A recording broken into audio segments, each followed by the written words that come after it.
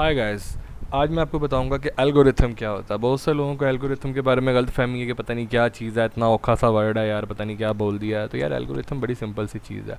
अब देखो इंग्लिश में उसने लिखा हुआ है algorithm is a finite set of instruction logic written in order फला फला फला।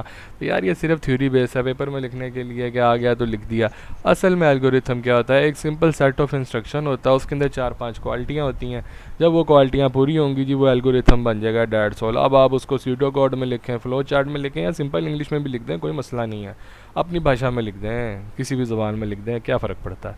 ठीक है, लेकिन उसकी जो कुछ कुछ चीज़ें जो उसके अंदर होनी चाहिए वो मैं बता देता हूँ। देखें, सब फर्स्ट ऑफ ऑल उसके अंदर कोई इनपुट होना चाहिए। इनपुट से मुराद यहाँ पे क्या होगा, इनपुट से मुराद कुछ ना कुछ डाटा बीच में लिखा हो, कोई ज़ीरो ना लिखा हो। मतलब कोई ना कोई काम शुरू ज़रूर हो रहा हो कि यार खाना खा रहा है, रोटी खा रहा है, काम करने गया, बाहर पेपर देने गया, कुछ ना कुछ कर रहा है वो। ये ना हो कि कुछ भी नहीं कर रहा। मतलब आप कुछ डालोगे तो कुछ रिज़ल्ट निकलेगा ना, कुछ डाले बगैर तो रिज़ल्ट निकलना नहीं। तो कुछ ना कुछ होना चाहिए। आउटपुट उसके रिज़ल्ट को कहेंगे कि जी एक इनपुट डालेंगे तो उसका कुछ ना कुछ रिज़ल्ट होगा, वो आउटपुट हो जाएगा। अब डेफिनेटनेस का मतलब आप यहाँ पे ये ले लो कि जो इनपुट, वो जो एल्गोरिथम है ना, उसका जो स्टेप्स होंगे वो क्लियर हो, वेल डिफाइन हो। तो यार तो अंडरस्टूड सी बात है कि कोई भी अब एल्गोरिथम लिख रहा होगा वो भाई क्लियर और डिफाइन ही लिखेगा ना ये। लेकिन ये उन लोगों के लिए जो कहते हैं यार चलो खैर है लिख दो। नहीं, आपने कोशिश करनी है बात इतनी साफ़ सुथरी हो कि आपके अलावा भी कोई पढ़े तो उसको समझ आ जाए।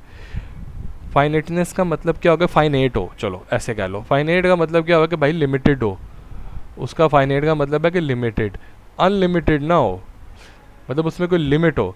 जैसे कि अगर मैं कोई कह देता हूँ कि जी मैंने चाय पी 1 दफ़ा 2 दफ़ा 3 दफ़ा, अब मैं ये नहीं लिख सकता कि मैं चाय पीता रहा, तो मैं पी ही जा रहा हूँ। ऐसा तो हो नहीं सकता ना, कोई लिमिटलेस हो, उसकी कोई हद हो, वहाँ जाके वो रुक जाए, बेहदा ना हो, मतलब कि इनफाइनाइट ना हो। तो आसान अल्फाज में, आसान भाषा में बताने का मकसद ये है कि यार किधर ना किधर जाकर रुक जाए वो।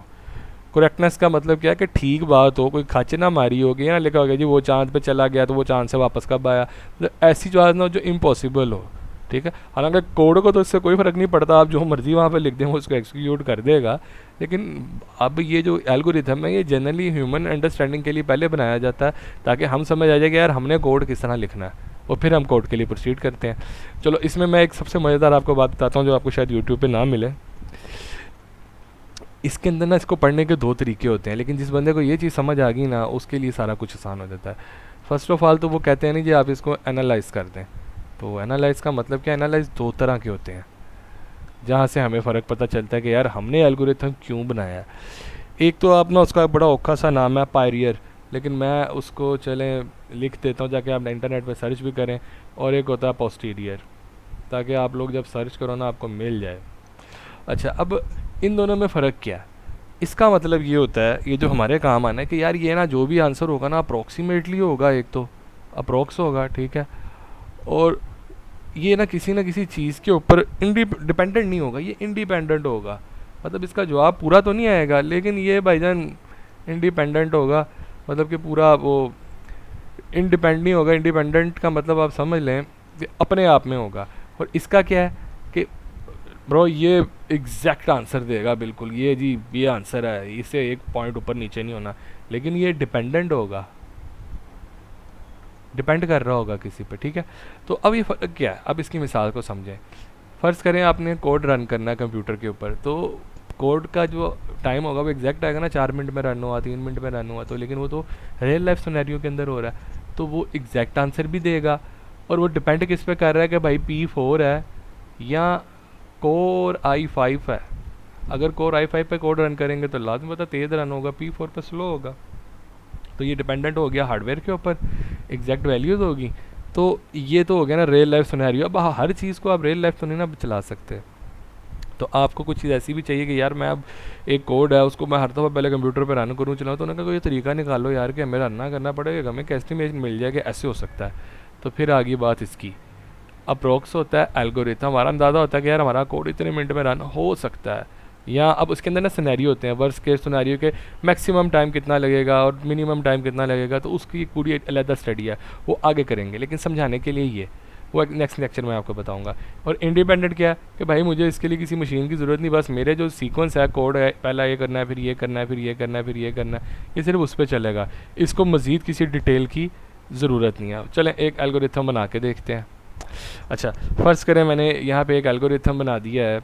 मैं लिखता हूँ यार स्टेप 1 है, एक स्टेप 1 ले लो, एक स्टेप 2 ले लो, एक स्टेप 3 ले लो और एक स्टेप 4 ले लो।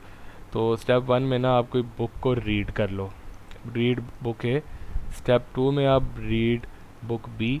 और स्टेप 3 में ना आप इन तीनों का जो टाइम है ना वो जमा कर लो। और स्टेप 4 में मुझे इसका ना रिज़ल्ट दिखा दो। तो ये बड़ी सिंपल सी चीज़ है। अब आप कहेंगे अच्छा यार ये तो तुमने लिख दिया, अब इसे कोड में लिखना हो फिर क्या करेंगे?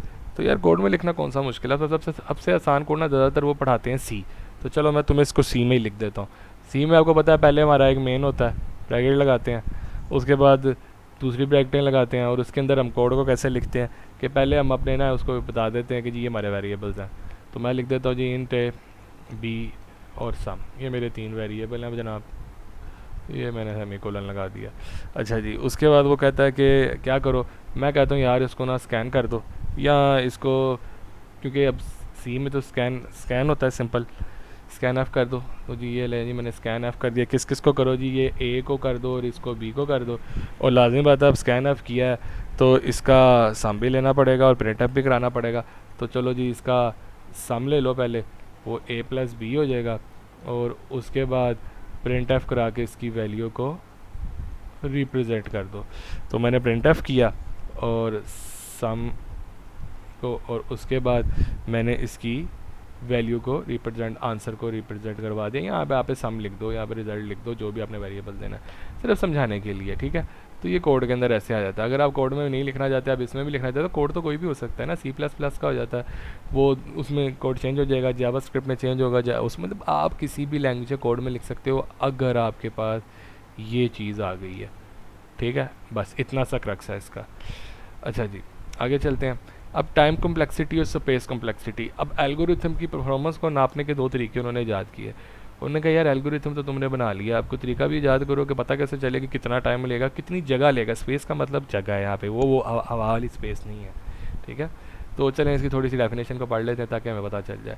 अब इसने इतनी लंबी सी डेफिनेशन लिखी हुई है और इसका छोटा सा क्रक्स क्या है कि भाई जी कितना टाइम लगेगा एल्गोरिथम को एग्जीक्यूट होने में मिनिमम, जी इतना टाइम लगेगा ही लगेगा, बस ये पता करना है। और इसके तरीके हैं, दैट्स ऑल, वो हम आगे पढ़ेंगे अगले लेक्चर में। टाइम को कॉम्प्लेक्सिटी को पूरा डिटेल में पढ़ेंगे। और स्पेस कॉम्प्लेक्सिटी का मतलब क्या है कि कितनी जगह लेगा एल्गोरिथम एक्सिक्यूशन के टाइम पे और एक्सिक्यूट होने के बाद। अब उसमें 3-4 किस्म के कंपोनेंट्स आ जाते हैं, जैसे कि इंस्ट्रक्शन है कि जी इंस्ट्रक्शन स्पेस क्या है, कि it is the space required to store the executable version, कि जी EXE फाइल बनाओगे तो कितनी जगह लेगा, फिर उसके वेरिएबल कितनी जगह लेंगे, डाटा स्पेस होती है अगर तो। और उसके बाद इन्वायरमेंटल स्पेस का मतलब क्या है कि जी वो स्पेस जो रिक्वायर्ड होगी जब ये रन करेगा तो उसको दोबारा फ़र्ज़ करें रिज्यूम करना है तो कितनी जगह लेगा। तो मतलब सारी चीज़ें सीधी सीधी हैं।